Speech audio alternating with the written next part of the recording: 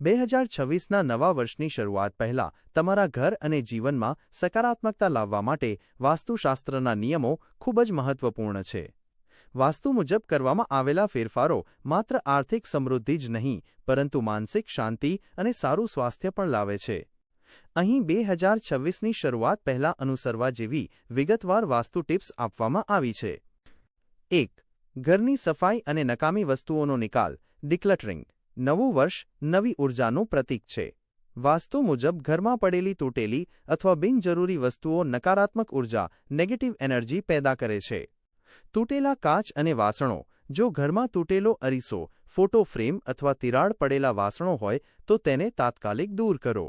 તે ઘરમાં દરિદ્રતા લાવે છે. બંધ ઘડિયાળ. બંધ ઘડિયાળ પ્રગતિને અટકાવે છે. તેને કાં તો રિપેર કરાવો અથવા હટાવી દો. જૂના પગરખાં અને કપડાં. જે કપડાં કે જૂતા તમે વર્ષોથી પહેર્યા નથી, તેને જરૂરિયાતમંદોને દાન કરી દો. 2. મુખ્ય દ્વાર. Main entrance. સફળતાનો માર્ગ. મુખ્ય દરવાજો એ ઘરનું મુખ છે, જ્યાંથી ઉર્જા પ્રવેશે છે. સાફ સફાઈ. મુખ્ય દરવાજો એકદમ સાફ હોવો જોઈએ. દરવાજો ખોલતી કે બંધ કરતી વખતે અવાજ ન આવવો જોઈએ. તેને તેલ લગાવો. પ્રકાશ. મુખ્ય દ્વાર પર પૂરતો પ્રકાશ હોવો જોઈએ. ત્યાં એક તેજસ્વી બલ્બ લગાવો. તોરણ અને સ્વસ્તિક. નવા વર્ષ નિમિત્તે આસોપાલવ કે આંબાના પાનનું તોરણ લગાવો. દરવાજાની બંને બાજુ શુભ લાભ અને સ્વસ્તિક બનાવો. Name plate. જો તમારી નેમ પ્લેટ જૂની કે ગંદી થઈ ગઈ હોય તો નવી અને આકર્ષક નેમ પ્લેટ લગાવો. 3. રસોડું. કિચન. સ્વાસ્થ્ય અને અન્નપૂર્ણા. રસોડું એ ઘરની ઉર્જાનું કેન્દ્ર છે. અગ્નિની દિશા. ગેસ સ્ટવ હંમેશા દક્ષિણ પૂર્વ અગ્નિ ખૂણામાં હોવો જોઈએ. સફાઈ.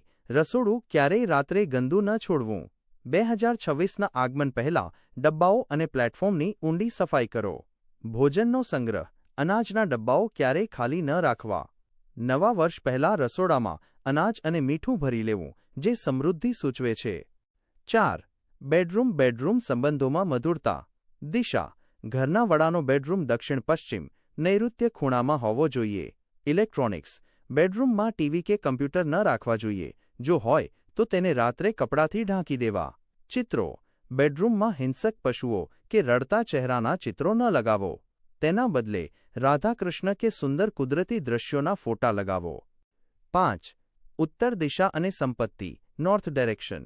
ઉત્તર દિશા કુબેર દેવની માનવામાં આવે છે.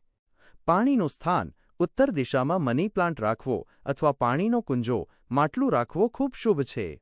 તિજોરી. જો તમારી તિજોરી ઉત્તર દિશામાં ખુલતી હોય તો તે ધનલાભ માટે ઉત્તમ છે. 6. નકારાત્મકતા દૂર કરવાના ઉપાયો. મીઠાના પાણીના પોતા. 2026ના પહેલા અઠવાડિયા સુધી દરરોજ પાણીમાં થોડું દરિયાઈ મીઠું રોક સોલ્ટ નાખીને પોતા કરો. આનાથી ઘરની નકારાત્મક ઉર્જા નાશ પામે છે. ધૂપ અને દીવો. સવાર સાંજ ઘરમાં ગુગળ કે લોબાનનો ધૂપ કરો. આનાથી વાતાવરણ શુદ્ધ થાય છે. નવા વર્ષ 2026 માટે ઝડપી ચેકલિસ્ટ. વસ્તુ. કરવાની ક્રિયા. છોડ. સુકાયેલા છોડ હટાવી તુલસી કે મની પ્લાન્ટ લગાવો. અરીસો. અરીસા હંમેશા સાફ રાખો અને ઉત્તર પૂર્વ દિશામાં લગાવો. રંગ.